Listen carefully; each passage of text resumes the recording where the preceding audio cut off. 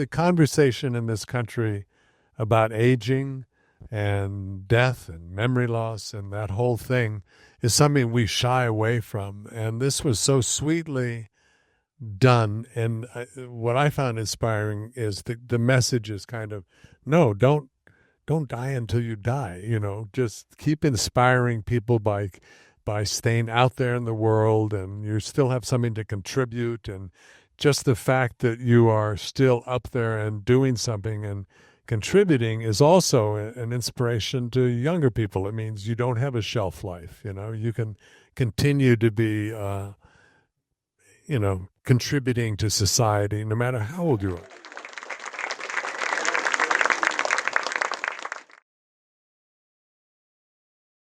Now engage the fruit guy in conversation. Remember, casual, confident, just observing. Hello. I was wondering if you could answer a question I had about your peaches. Oh, sure. I'm happy to. You do not need to be that close. Sorry. Okay. You see, I travel the world looking for great peaches. I'm part of a peach club. Why are you always in a club? I don't know, but stop talking. You're confusing Stop talking to me. You're talking to no one. Sorry. I just love peaches, man. As a matter of fact, I'll take all your peaches. Really? Yeah. Did you just buy all of his peaches? Yeah. I'm not reimbursing you for this. I know. Welcome to the Actor's Side, where we like to talk about all things acting. And I have to say something before we start on this.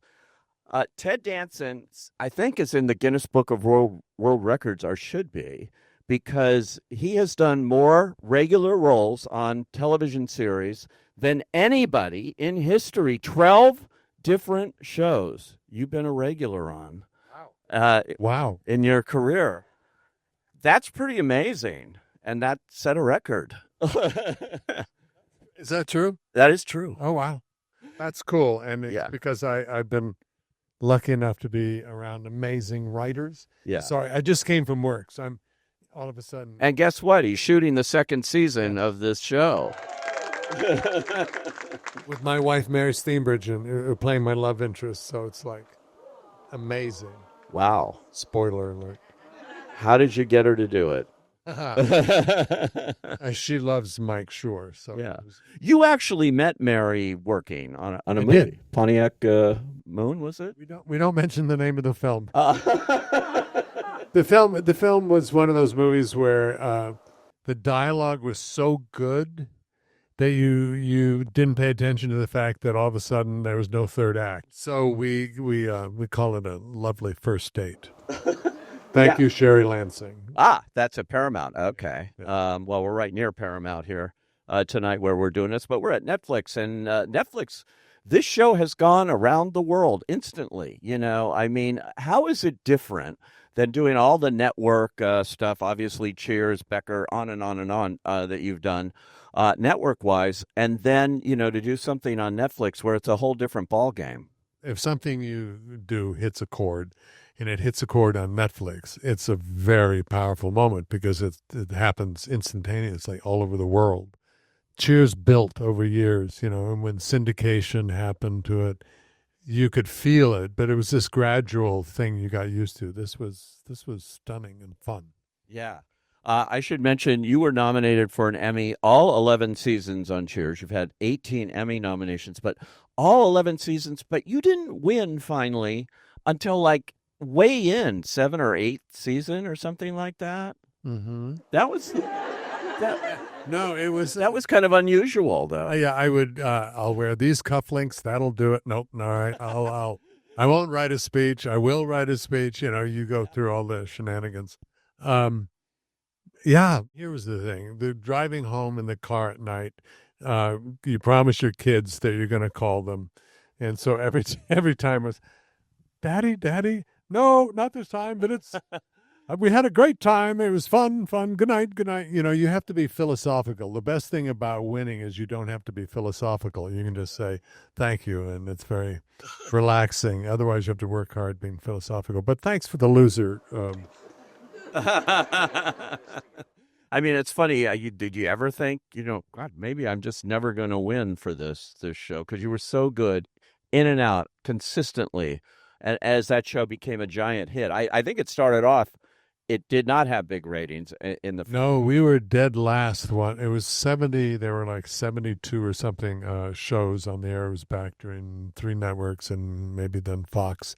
Yeah, we were dead last one week, literally in the ratings. Brandon Tartikoff, he was head of programming at NBC, was credited for being, the genius who kept Cheers on the air, and he later confessed we would have replaced it. We had nothing to replace it with. So we were just lucky. And the press, you all kept us alive. Yeah, You really did. Yeah. it was no problem. I'm happy to do it. My kids and grandkids, thank you. I actually worked at that time on Entertainment Tonight, right on the same lot that you were shooting Cheers on. We used to go and hang out at the bar, and when nobody was there. And I stuff. remember, yeah, Entertainment Tonight was Yeah. kind of the end of news as we knew it because they couldn't compete with you guys. You remember? And all of a sudden they decided to be newsy, entertaining kind of. That's true. Yeah. Yeah, that was true. We've changed everything. But, sorry about that, too. When I look at your list of shows, God, these are all good shows. You know how to pick them, Ted. I have to say. Damages, for which you were nominated for Emmys. You played that corrupt billionaire in that. I've seen that come to life lately. There's a lot of corrupt billionaires now out there running things. The Good Place. How many of you saw The Good Place? Yeah. Amazing show. That Same writer. Sorry to interrupt. Mike Schur, right? Mike Schur, who wrote this, also did The Good Place, and he's one of those amazing, thoughtful, purposeful writers who, he's funny. There are a lot of those, but he wants to put things out in the world that make a difference, that are meaningful, that are purposeful. The Good Place came from his mind, and that's kind of who he is in everyday life, that trying to be ethical, trying to do a little bit better every day in your life. And Yeah. and I love that kids, the 11, 12, 13-year-olds, each new group of 11, 12, 13-year-olds end up being exposed to that show by their parents or something. So Wow. it stays alive because it's this wonderful, yes, here's something funny, but it's about something. It's about how to live a purposeful, ethical life. And Yeah. yeah. It was such an unusual idea for, kind of a network situation. Sitcom. I don't even know if that term applies to it. It's not describing it the right way. But it was so different than anything else that had been on the air. Yeah, hats off to NBC, Universal, because he talked to me. He was very sweet and said, you're one of my favorite actors. And so my ears perked up. But then he talked for an hour, and I mean literally telling the whole story. He is incredibly bright. And I could barely understand what he was talking about, but it was his brain was so amazing. And Kristen Bell was already attached to it. So it was like this easy yes, And Kristen Bell's with Netflix right now also has a new show. Wonderful show. Yeah, great show. Yeah. And Nobody Wants This? nobody, yeah. And Adam Brody, yeah, they're really, it's a great that coupling is wonderful. yeah, they're great. And Yeah. so both of you have done really well in your career. It's still going. We're a repertory company.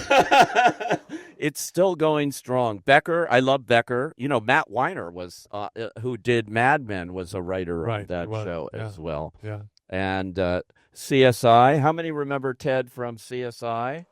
Okay. It was a brief diversion in my career.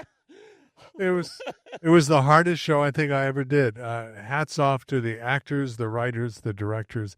It was an amazing show, but it was very hard to be funny in it because of the subject matter. Plus, they don't want you to be funny at the very end of a scene, which is usually when you can throw in a little button, a little humorous thing, because the humor would make the audience forget about the facts of the mystery. So it was very much like a soap opera. You were always, in a way, and this was the most popular show in the world for years before I got there. Right. And but it really was. It was huge. Yeah. And but it was like a soap opera because you were always basically talking to the audience. Right. You know, it'd be like me coming in and say, "Do you remember when you started this 5 minutes ago and you introduced me?" And you're going, "Yes," but you're trying to remind the audience all the time. Oh, that's wild. You actually started in soaps, though. I did. Right? It was the scariest job I ever had. Really? Ever. My first day, may I? Yeah. My first day, this was at NBC. I was hired to be the man about town, always, seducing women and all of this stuff. And my first day, the night before, I had my, age 24 in New York.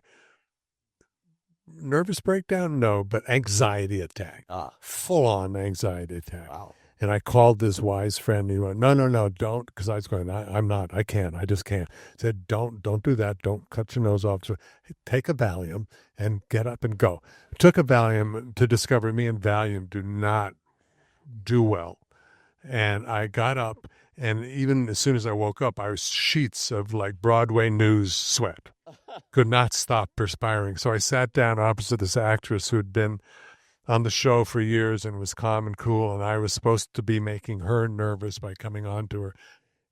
Sheets of just sweat. And the producer went, no, we'll make him the town sleaze. He'll be the guy who turns his friends into the mafia. So I played a town sleaze because I couldn't stop. That was Somerset, right? Was that Yes. Somerset? And you also did The Doctors. For one episode. Also terrible. Really? The reason why I was having an anxiety attack, I'd gotten hired by both shows the same day and said yes to both, and then they got furious. And so Somerset won, but I had to do The Doctors, and that day I was supposed to be reassuring this poor couple whose child had cancer, and I was supposed to be the wise, reassuring young doctor. And back then they didn't have teleprompters, they had cue cards. And this union guy was slapping around like this. And so I had the safety of knowing at least the cue card was there as I was trying to get my lines. And he dropped one, and it wafted onto the set, onto my lap. But they were above my lap, so they didn't care. So they kept shooting. And I was a terrible soap opera actor. Horrible. It's lucky you found work elsewhere then. Very. I remember you very well because I'm also a film critic. I go to movies all the time. And I remember you specifically in The Onion Field because of that character playing bagpipes that you had, Ian. Ian Campbell. Yeah. And that was your first film, right? It was, yeah. Harold Becker. Yeah. Did Harold Becker recently pass? He did. Yeah, but just before that, he had a showing of the film at the Arrow in Santa Monica, and I was able to go, and it's very sweet to see him. But it was a true story, based on Hollywood Police Division, and two policemen were pulled over they pulled over these hoods for just a silly tail light was out. And they got kidnapped by the hoods and taken the onion fields in Bakersfield. And my character was shot and killed, and John Savage's character ran away. But it changed the rules for the police department that you can never, ever surrender your gun, no matter what. You're not allowed to do that. Such a significant film. It was. And it was also, they had all the people who were friends of Ian Campbell who were still alive. It was really not just making my first film. It was like an homage, to the LA Police Department. It's really cool. Did you have to learn how to play the bagpipes or? They took me to this teacher in the valley somewhere, and they said, we have 3 weeks. Teach them how to play the bagpipes. This is something that takes, 5 years, maybe. Yeah, I can't imagine. No. So they put corks in the end of all the little pipes so I could, at least fill the bag with air. It was great. And I also remember you very well in a great movie Larry Kasdan directed, Body Heat, with Kathleen Turner and the late great William Hurt. And Late great. I still can't. I mean, the late great, yes, but the late part, I know it's hard to get used to. Yeah. Anyway, it's but that was a great one. And then of course, oh God, you got to work with Jack Lemmon. I did. Yes. Had to One of be, my great joys. Yeah. I can't imagine. Olympia Dukakis. Yeah. Yeah, what was he like to work with? On Dad, yeah. A true gentleman, very kind, very supportive. The dude could eat scenery if he wanted to. He could be a ham beyond belief. He was so good in that. He was he's one of my favorite actors. He's one of those people who could do comedy, drama, and turn on a dime. That's what you do. You Yeah. sort of follow it. I mean, the shows we're talking about, Damages and other things, and you go and do comedy, and of course, Three Men and a Baby. 3 Men and a Baby. Huge. Steve. Yeah. Yeah. I just saw Steve Guttenberg. He was out saving cars Literally. in the fire. Saving lives. Yeah. Yeah. Yeah. Unbelievable. But did you know that was going to be that big a hit? And of course, No. No, I didn't. I was new to that kind of world. Jeffrey Katzenberg would call us every week and go, "You won't believe it." And then the second one came out, and we were going to be huge. And he said, "I think it's going to be big. It's going to be even bigger. There's this one movie we're keeping our eye on. It's called Home Alone, but we'll." Knocked us off. Yeah. Home Alone. I know. Who knew? You actually worked with Macaulay Culkin too, didn't you? Yeah. He worked hard too. Did he? Yeah, I felt had a lot of respect for him and felt sorry for him. I remember the only time he behaved in any way that wasn't just perfect I don't remember how old, but not 10, 11 or something. Yeah. 12 something. They made him work on his birthday. And I thought, wow, and he had to suck it up and do it. But it was the one time I saw him be really angry. Wow. Yeah. You just mentioned Mary is working with Kieran on a film, Kieran McCulkin, the same time that I'm working with Macaulay. And who's an amazing actor. Yeah, Kieran just won an Oscar. Yeah. And he's on Broadway in Glengarry Glen Ross right now. Amazing, yeah. And he won an Emmy in Succession, so he's having a moment. Yeah. You just mentioned you're 77. Right. I have to say, you don't look 77. The Village this morning. I went to work. I just came from work, so this is Hollywood. It takes a village, does it? Yeah. But the show we're talking about here, Man on the Inside, which is inspired by a magnificent documentary, Mady Alberti. I remember seeing it when it came out. It got nominated for an Oscar. I interviewed her, and she also has subsequently done another wonderful documentary about aging and what happens. Right. And it's a beautiful. If you haven't seen it, it's called The Mole Agent. And The Mole Agent. Spectacular. It's out of Santiago, Chile. Yep. And it's what literally inspired.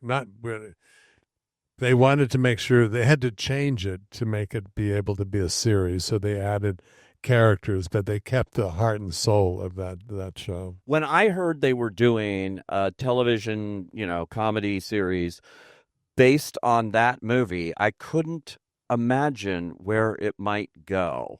But what Michael Schur has done and what you have done, it's so human and so wonderful and so against what we hear about Hollywood, in giving work and making stories about older people and what happens in life. It's so refreshing to see this. It is, and he continues. We have, well, I'm still in the show, and I mean, he. What do I want to say about that? The conversation in this country about aging and death and memory loss and that whole thing is something we shy away from, and this was so sweetly done. And what I found inspiring is the message is kind of, no, don't die until you die. Just keep inspiring people by by staying out there in the world, and you still have something to contribute. And just the fact that you are still up there and doing something and contributing is also an inspiration to younger people. It means you don't have a shelf life. You can continue to be, contributing to society no matter how old you are. We just spent the afternoon. Mary made a film. I'm on speed, too much coffee. Sorry. But we had an afternoon with her friend Jane Fonda. She made The book club. Yeah. Films. Couple of them. She changed my life. She really did. I was 70 when I met her, and she was 80, and I was just starting to look for this gentle place to glide. And okay, calm down, Ted. Let's find a resting place. And she was like, no, keep your foot on the accelerator, and she works tirelessly, and she goes off and raises money for candidates. She works on climate change issues. She's really astounding. And she really kind of remember Fire Friday? I mean, amazing. I got arrested with her because, yeah. I was going to ask if you were among the arrestees. I was. It's a bit of a champagne arrest. For example, it's civil disobedience. So there was a rally, there was a march, and then you go someplace prearranged that is illegal for you to go. And actually, this day, the Capitol Police said, I know the plan was to go on the Capitol steps, but we have a genuine security issue. So if you go there, you will go to real jail. So it was like, okay. So we went to an intersection where it was illegal to block traffic and arranged. And then, they give you a chance, Mr. Danson, this is your last warning. And thank you, I'm going to be arrested. But I have these really bad shoulders. You mind handcuffing me in the front? Oh, no, Mr. Danson, that'll be fine. So it was like, don't cry for me, Argentina, that I was arrested. But it did have an impact on me because it was like I've been an ocean advocate and done a lot. As long as I have heard and known Ted Danson, you have been a champion of the oceans and keeping them the way they are. And check out Oceana if you don't know it. It's an amazing organization. Thank you. But I realized after that experience that I was kind of resting on my laurels. Oh, I gave it the office. I'm working on ocean issues. Not good enough. Climate change is such a, well, you all know. I don't have to tell you. So no, you got to keep doing, Ted. You have to get out there and work harder and not rest on any laurels or hide behind, you're doing something. Get out there and, make a difference. So Jane Fonda, made a difference in my life at age 80. And what an inspiration to younger women, too, because there is a little bit of a message out there that you women have a bit of a shelf life. No, you don't. And you look at people, my wife is 72 and, on fire and working and doing all sorts of wonderful things. So that's Mike Schur. That's what he's done with this. It's the mole agent too, but this is Mike Schur. He's such a thoughtful, purposeful man in his life and how he writes. I could not admire anybody more than him, really, truly. And I do know that the Alzheimer's Association has been out at events and things, and they are championing this show. It means so much to them to see this portrayed. Can we give a shout out to Susan Rattan?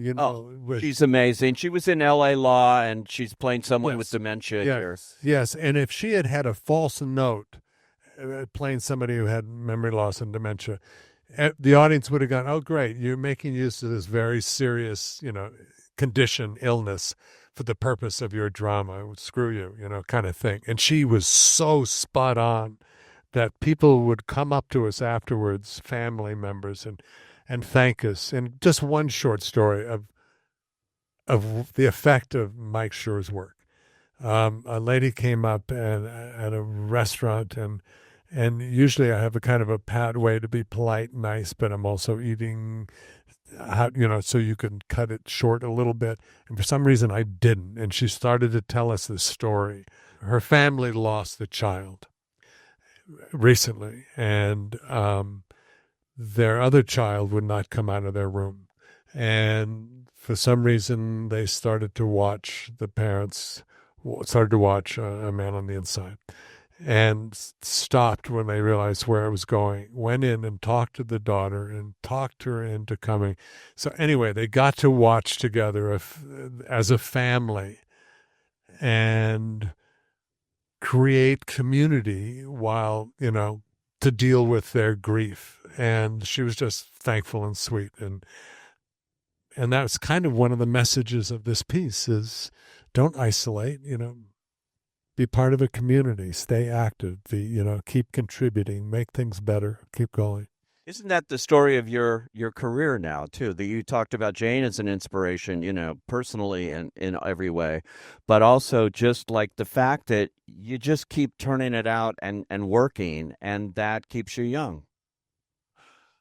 Yes, but I mean, yes, sorry. I don't know why. False humility always sucks, and I'm full of it. Sorry. But I am.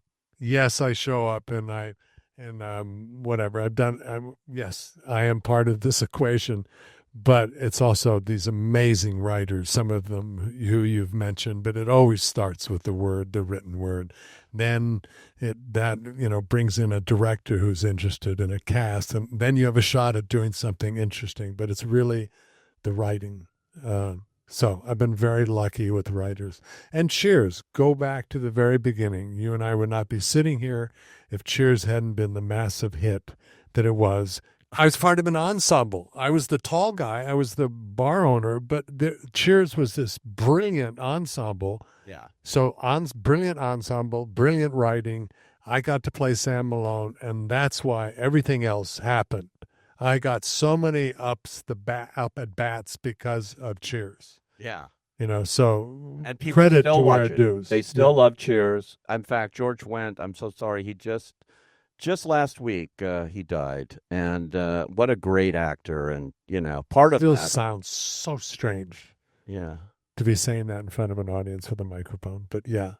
I know, yeah, but part of that family and part of that, forever. But, we love George Wendt and all of that. And you do a podcast with Woody Harrelson. As the head podcast is called, Where Everybody Knows Your Name, with Ted Danson and Woody Harrelson. Sometimes. Anyone knows Woody Harrelson, the sometimes is an important thing. He doesn't always show up. No, he's all around the world making movies, and he loves his life. No, when he says he's going to show up, he shows up. At first I thought, oh, dear God, I can't smoke dope and work. And he always smokes dope. He doesn't. Yeah. When he works, he works. So anyway, and it was much fun, but yeah. I was working for AMC Networks, and they got Woody Harrelson to narrate this documentary, and I had to make sure he was in Maui. And he didn't have a watch. He didn't have a phone. He didn't have anything. We just had to hope that he would show up in this little studio in the middle of Maui. And he did. He walked in finally, but we had no way of knowing. Yeah. Well, welcome to my world. Yeah. And he's this free, wild spirit. Yeah. On other people's backs, His poor wife has to carry the phone, Anyway, I love him so much, and he's such a unique person. Before we go, I have to say two things. I love Curb Your Enthusiasm, and that you played yourself 34 episodes or something. It was so fun, and I'm so sad that show is over. Boy, he changed that format of sitcom. Yeah. It wasn't really a sitcom, but it was a half-hour comedy, and he turned that whole thing on its ear, So such a funny man. I do credit him, which I hate doing in public because my relationship with him is combative in the show, so it's fun to do that in public. But after Becker, I did a couple things that didn't quite work, and I thought, oh, I've stayed too long at the half-hour party, and I probably had. And jokes were, if I saw a joke on a page, I started to sweat. There was other people are being funny, I'm not. So I called Jeffrey and said, put me in any movie, just anything. You don't have to pay me, small part. And so off I went in this different direction. And then Larry David said, why don't you come just play yourself? And just showing up and doing comedy like that with no pressure rehabilitated my joy of looking for funny. That's so great. And I have to say, too, before we go, let's mention the other cast members, at least a few of them, in this show. They are so good, including Stephen McKinley Henderson. My God, you know his work. I know his work. Fences. I actually interviewed him once on stage with the whole cast of Fences, but I didn't know at that time how many things he'd done on all of August Wilson, pretty much. He's been everything. in every August Wilson, and he was so great with you. Unbelievable. I think this episode, maybe the last episode of this, and then the episode before on this show. If you haven't seen all of it, he's one of those actors. His sense of truth is just so deep. You just fall into him, and he makes you good. He's one of those actors. Just brilliant. And Sally Struthers. Sally Struthers. Come on.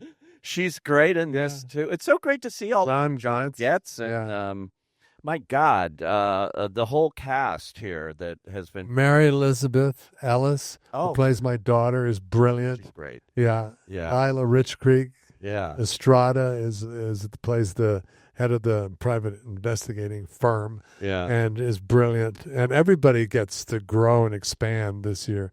And some of the old faces come back. So I was going to ask, and of course you're shooting now, and he came from the set, and he's been working all day, so I'm going to let him go. But tell us everything that happens in season 2. Okay, so it is funnier, because we're not in a home where people are dying, sorry. Yeah. But this show sets such a perfect tone, though, in going from comedy and everything. So season 2, we're going to see a little bit different. Yep. It takes place, I can say, in a college. Ah. So that has a nice whole new thing. And the crime's a little more serious. And we're solving crimes. We are. So you're the new Jessica Fletcher, Ted, somehow. Wherever you go, there's a murder to solve or something. Yes, but who's Jessica? I'm sorry. Angela Lansbury. Oh, my God. She wrote. Oh, my God. Sorry, Andrea. Wow. Did you ever get to interview her? I did. Talk about longevity. Oh, my God. I almost killed her, actually. Well done. Yeah, they say, sitting in a chair like this, she was in a movie. And they had brought out, Universal says, we don't trust the chairs at this theater, the Fine Arts in Beverly Hills. So they brought out their own chairs, and I introduced her, and she sat in their director's chair, and she fell straight to the floor. Wow. Yeah, I know, right? This is why I love a live audience. This is so cool. But fell straight to the floor, got up, and said, I love a great pratfall. My God. That's a trooper. How old do you think she was when she was still working? I mean, she's was Jane Fonda-like. I mean, she was out there forever. Forever. And she started so young. She played the older, man. Always a matronly. Yeah, Manchurian Candidate, she was probably in her 30s or something. Yeah. Oh, yeah, totally. She played Elvis's mother in Blue Hawaii, and she was like 2 years older. So it's kind of crazy. Anyway, I digress. But Ted Danson, so much fun. Thank you for coming out on the actor's side and joining us and telling us all these great stories. Thank you. Sorry it was a slow start. My brain didn't kick. Oh, no. But this has been fun. I appreciate it. Thank you, guys. Thank you, guys.